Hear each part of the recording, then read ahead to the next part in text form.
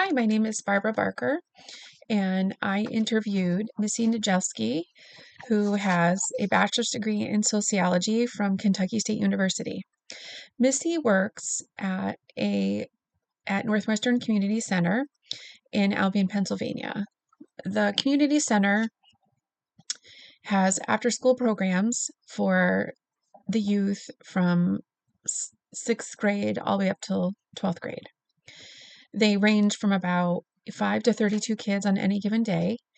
They were founded actually because of the community's concern after the Columbine shooting, and they got off the ground at about 2005. They got sponsorships and they got a board together and they bought a building and started to renovate it.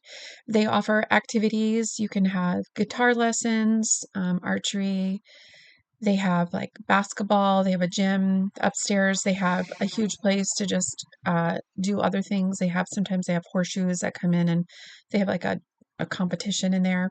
They just renovated their whole building this year and they have a state-of-the-art kitchen and the center provides food. And the Northwestern Community School is also partnered with the center so that after school the kids can walk down, and then at about 5:30 to 6 o'clock, there's an activity bus that will pick up the kids whose parents aren't going to pick them up and take them to their homes. The center is actually established by people who were Christians, so they do offer devotions every day. The children do not have to go to the devotions, but if they go, they earn points, and the kids can earn points to purchase things in the store. People have donated gifts and things, and sometimes there's like TVs or gaming sets. And Missy said that, the children will come to the devotions just for the points, but they're still coming. They also have special days like parties and Thanksgiving and Easter where some volunteers will cook for them. And when that happens, everybody's required to listen to the message or devotions or whatever they have the speaker that day. Missy's jobs include, she said, include planning the activities for the center. So she has to have a calendar and things that are going to happen. Like if there was a party, she has to plan all of that. Missy said recently she's partnered up with a hairdresser that's in the same row of buildings as our community center. And she said that they're having a free prom event so that people can come in and have prom dresses for free. And the community has donated, like 200 dresses, and they're going to have desserts and have the girls come to try on the prom dresses to help those who are disadvantaged and can afford the prom dresses. Also, Missy has to deal with fundraising because this is a nonprofit, so there's very little funds. There's not petty cash. You can't just go out and buy things. And there's a lot of activities going on. There's two other directors at the center, they're assistants, and they do things like crafts and teach archery and things like that. So, just even like perler beads, they can't just go out and buy it. People get reimbursed for that, but it costs money. And since everyone's giving money and sponsors and people volunteer, every penny has to be accounted for. So Missy has to keep track of that. She also has to apply for grants and things to keep the center running, and that requires a lot of legwork to do. Missy said her favorite part about working at the center was working one-on-one with the children. She said that just getting to know them and earning their trust is a great blessing, and it is harder than she thought it would be because these kids have unfettered access to the internet all day long.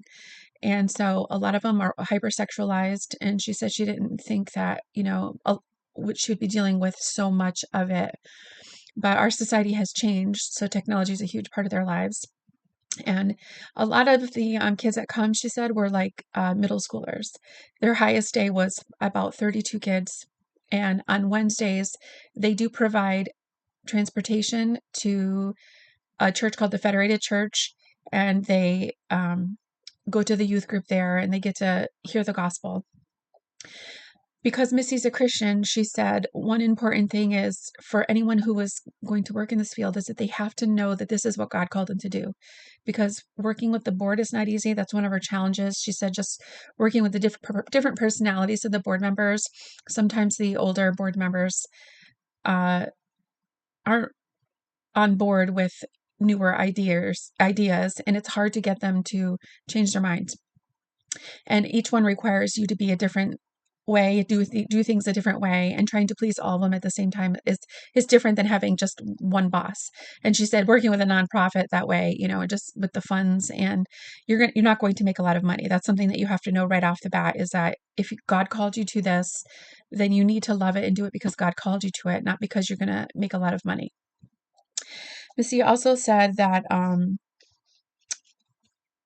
she used to work in homeless shelter, and it was quite different, than working with a lot of the middle school kids.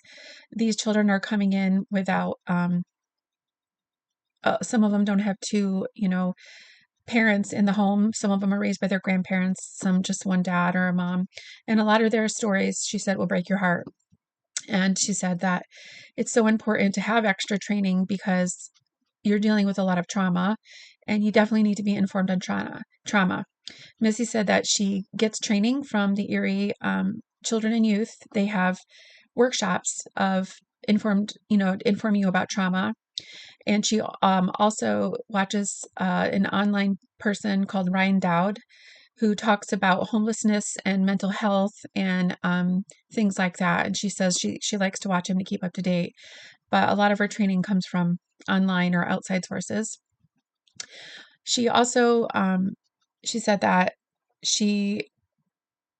one thing that was important to her is to know that this is what God called her to do, because she has a heart for people. That was something I really got away from Missy, is that she knows God wants her here and she cares about these kids. And she wants them, first of all, she wants them to be safe after school, because some of these kids don't go home to parents. Their parents are working, and they won't see their parents for hours. And she wants to make sure that they've had a good meal, and that they're safe. And she said that it's important for her to know that, these kids are going to have access to the gospel because she's a Christian. That's important to her.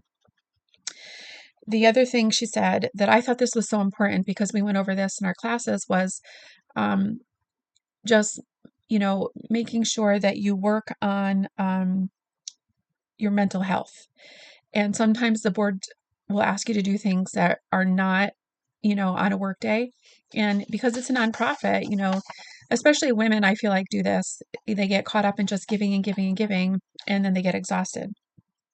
And she said it's so important to take time for self-care and to know your boundaries, to say, I'm sorry, I need this day off. I will work on it on Monday or whatever day you can do it. But she said it's so important to make sure that you're not exhausted, because if you're exhausted and just your mental health has declined, you're not going to go into the center and want to help these children. You're going to snap and you're going to not make a difference in their lives. You're going to do the opposite. She said, so self-care is important. And for me, that's something I think that I'll always struggle with, because as a mom, I just go and go and go until I drop. And it was good for her to remind me that, hey, you need to have a boundary, because people will always take advantage of you if they can. And one thing that I think that I got away from this whole interview was, when you know that God called you to something and you love it, it makes all the difference in the world about how you work and serve it. And Missy knows this is a calling from God. And even though it's dealing with the middle school kids is really tough, they're loud and just, it's a different generation than we've ever had. She loves them and she wants them to come to know Jesus, and she wants them to be safe and happy. And she really thinks that God put her there to make a difference.